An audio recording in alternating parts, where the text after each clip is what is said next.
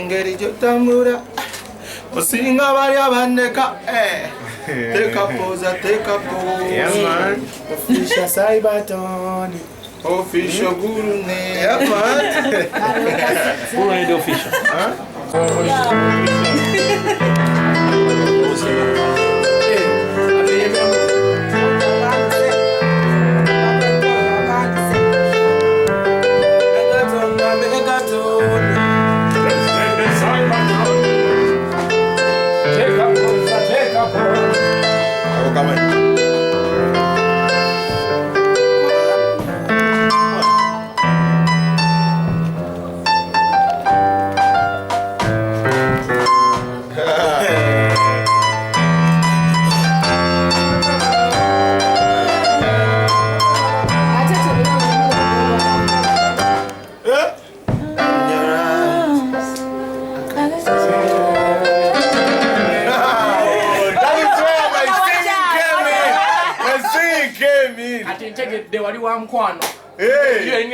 My singing came in.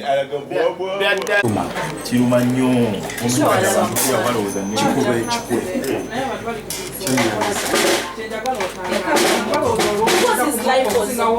life was okay.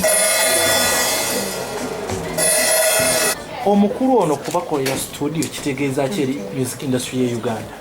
Kyamaanyi nnyo kubanga n'abayimbi naffe twerowoozezzaako era omusajja bw'ati wavaayo n'atukolera ekintu bwekiti kuba kati yasookya understanding ne bweziba ssaawa 10 ez'ekiro ne mukuya n'omugana kojja vibe ng'enkutte yasookya understanding amangu sitege yasookya akabi nnyo nga gye nkomezza. Karo Kasita. Yes dear. Mbadde ntidde nti owaayo omukulu yazizzaawo gwe mu kifo ku byamugwako. Anti obuzina bwe mwezi naye n'abazzaawo aba yeetisse kati nga gwe tukumanya oli mukubi nnyo wa live naye wa live. Yeah, true. Abayimbi abatamanyi kuba live magezi kigoba nga babawadde rehearsing room bweti yino bajje ate mbaye magezi nga jojja wadde dda ye reason lwaki asa yino ye reason lwaki Geosteady yakuze ekintu ekiti tuyige nafe tukyayiga bamanyimanyiiko we still learning new stuff. amagye wagakubye wa blood amagye wagakubye atandika okusera ebere 10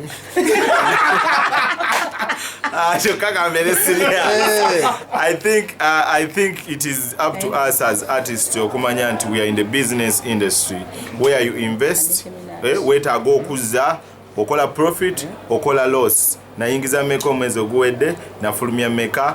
I'm not supposed to spend unnecessarily sigulira muntu kabiya nga siteekeddwa kagula so tulina okuba mu business kitegeera so nga bwe bagamba okuyingiza 5 osaka 13 kati kyenjagala buli omu ayiga business ye mu ango ye tugenda tutosobola kulemererwa ku savinga sente. So it is all about how you save your money. Nebizibu byokubeera ng'ojjukira ennaku and investing it right. Yeah, investing right because so take okugula obugaali simabaana bakuguge kati wayagenda Karo Kasita mwete mulinze studio government gye yayita mu bebe kulwe bawe kyogamba zetwasooka okukola yezikola obusonga bungi nedda neno yennyini gavumenti sente yezimpadde bwebe nempa yandimpa mu maaso naye kati si yegikoze so sirinda kyogamba oba ogenda kuzza ku mwana wo osooka kukubira gavumenti ekitegeeza mwe temukkiriziganya n'abayimbi genda muri tweet gye bagenda mu muzeeyi buli omu akkirizibwa tukiriza kati bw'oba ng'olinawo kino ne bagamba bannange tugenda n'okuwaayo miliyoni nga bwe ziti naawe gennyini maani omanya akataka kobadde obuzaako miliyoni zo nga 10 maani olinawo ekyo obuzaako kati bwe ziti beyamba kwongezako bongeza ku kyolinawo talina gwejja wansi nga teri amumanyi n'emuyamba by the way era eyamba balinawo. Abayimbi abali muwuma bonna bajja kujja wano. Tekyetaagisa buli omu kumuteekako gundi kujja wano. Abamu balina abantu baabwe bambi gye bakolera nga bambi bw'atakolera mu kabaala ke k'oyo omuntu bambi abamuso ate munne baasoma naye kati oluusi abamu ababagala okukolera gye bakoledde bakole. People who want to come, you come.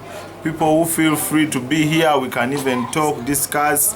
Chiba so much better. So nandigambye nti abayimbi abasobola okukola live wano mu Getukole abatayagadde basi muli oli producer ate muli bayimbi kayike mufunye house ya molaba babadde batugamba mukwasaganya abakazi mu studio eyo kati kuluno ndowooza temugifuule bufuugiroki abakazi tubakolera naye kati yange nakagikola katulinde batugambe katulinde nange bagambe ngabe baze bagamba ziri ezaali zaggwa bano obuyumba ene yakakolwa abakazi nabo bakolebwa tubakolera mu studio bakirizibwa oyimbi nyawo toli mukazi togenda kuyimbira wano